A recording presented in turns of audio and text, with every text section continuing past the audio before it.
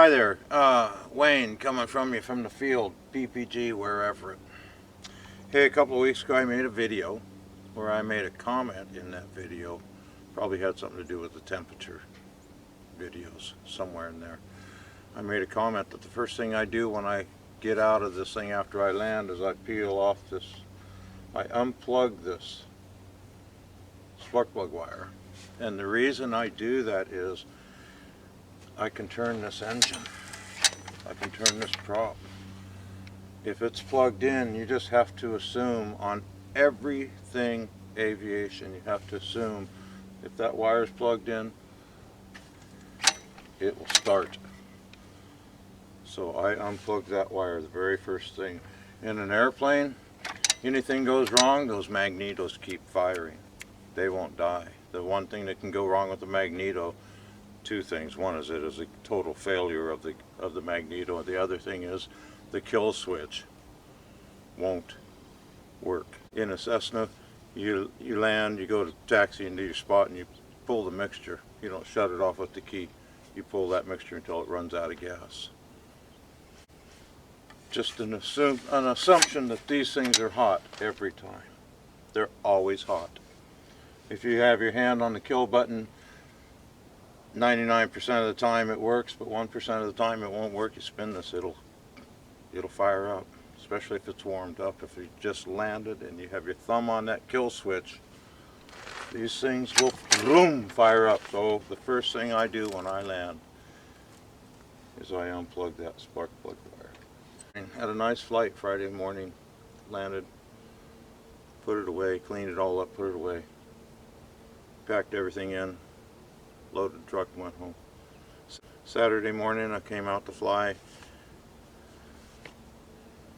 and I see this little boot sitting there on the ground at the hangar door, and I thought, because my hangar mate, Bob Square Dancer, my hangar mate, he just changed his wires, and I thought this was his, and I thought, how'd that get out there? Well, when I wasn't even going to fly Saturday, but then I thought, well, let me take a flight.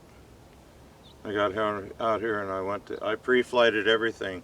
The last thing I do on my pre-flight is plug that wire in. And this is what I saw, and I said, oh, really? So at some point, this broke off. Here's a close-up of the brake.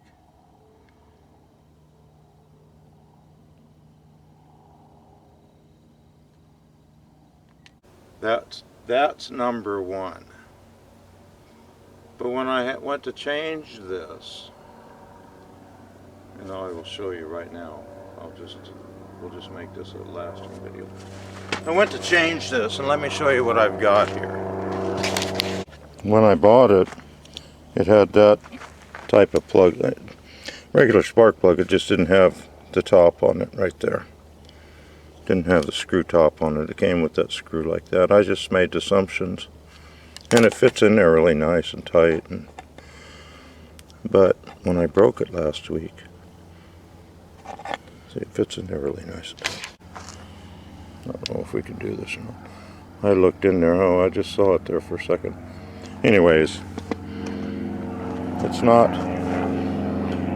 for a screw top inside of this. It's for that top right there. Whenever I change a plug, I always unscrew that, toss that in the trash, and put the wire on, and it always works fine. I look inside this one, the old one, and this is what I see, a big opening that fits. It would fit right on there. Click. But I've always had that thing off like this, and it still fits nice and tight. When I was down at the fly-in at Joe Cruz's in way down south by Celia, I had two landings there, and when I discussed both of them with two different people, they were both rough landings.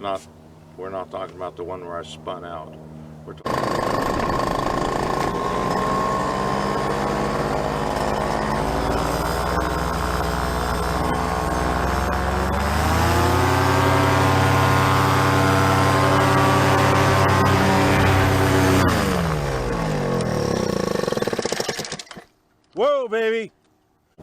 talking about just regular roll landings, it was like I didn't flare. And I did flare, but I also had power on, but there's a point in my power range, again, but I couldn't control it. It was either 6,000 or 6,500. It wasn't 6,250 or anything like that.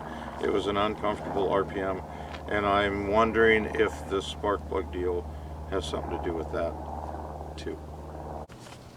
So when I bought that new part, it's for this plug with this top on it. And this one fit tightly. What's happening in there is spark is coming down the wire and it's coming over here and it has to arc across there, and I guarantee it's losing lots of power having to arc across there instead of making a tight connection like that.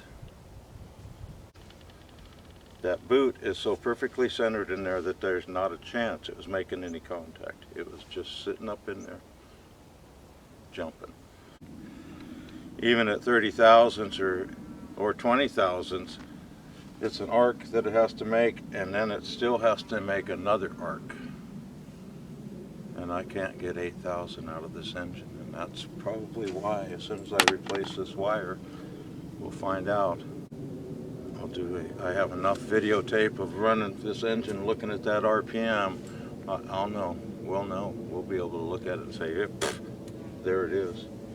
Never occurred to me to check that spark plug wire to make sure that I was doing it right. Never even occurred to me. We make assumptions, and it's, you know, we just make assumptions. Let's see if we can do this without cutting our fingers off. Ow, baby!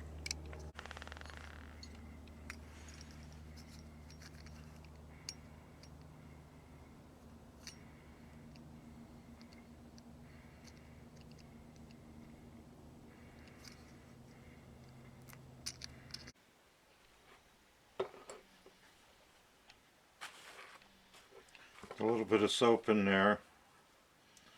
That should slide right through. Soap, there's other things you can use.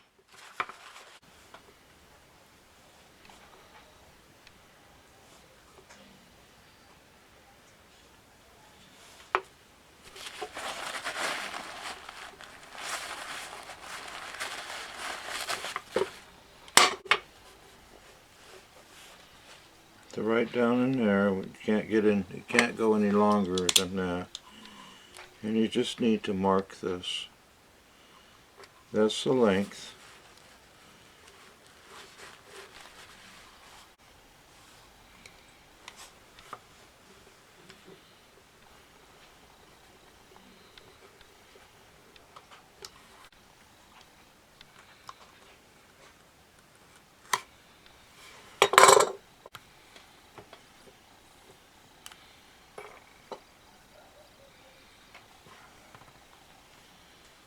There's the wire. I'm going to put a little bit of a 45 in there.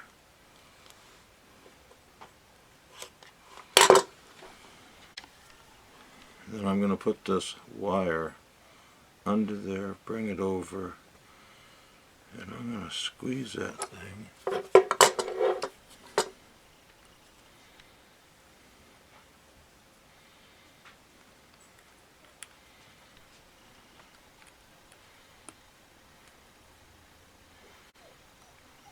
Tight, tight, tight.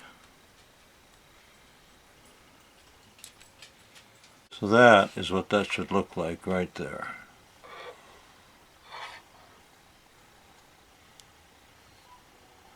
Nice and tight on there. I have a screwdriver that's roughly the same size. I better put this knife away before I hurt myself. And we're just gonna give that wire a push. Yeah. Right back where it came from. Just like that. Done deal.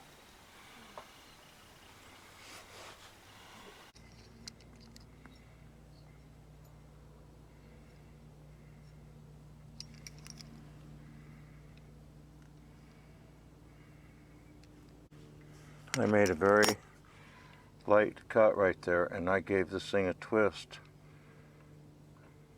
You just have to push that through. How's it going to be? Well, we'll turn it in a minute. Let's make sure I can get it through there.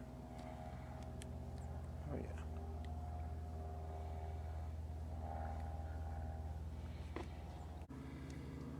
Right there. I think we're about good.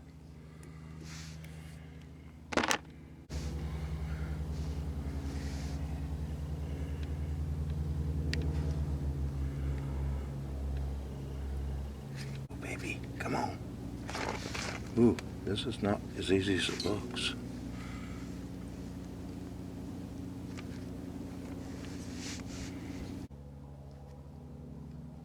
Ooh, did you hear that? But we got away without having to bleep it. How about that? Dang it, that's gonna hurt.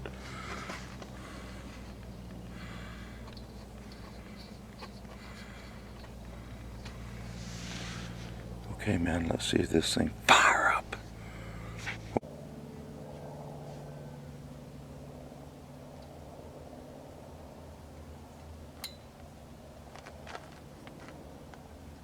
Right now it's 76 degrees.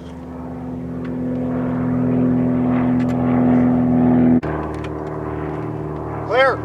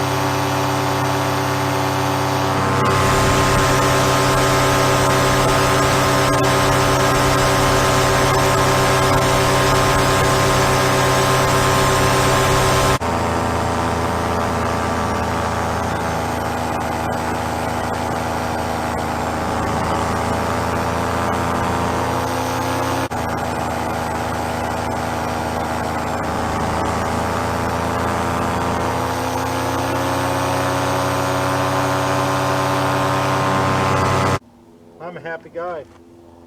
That was a good, clean, easy fix.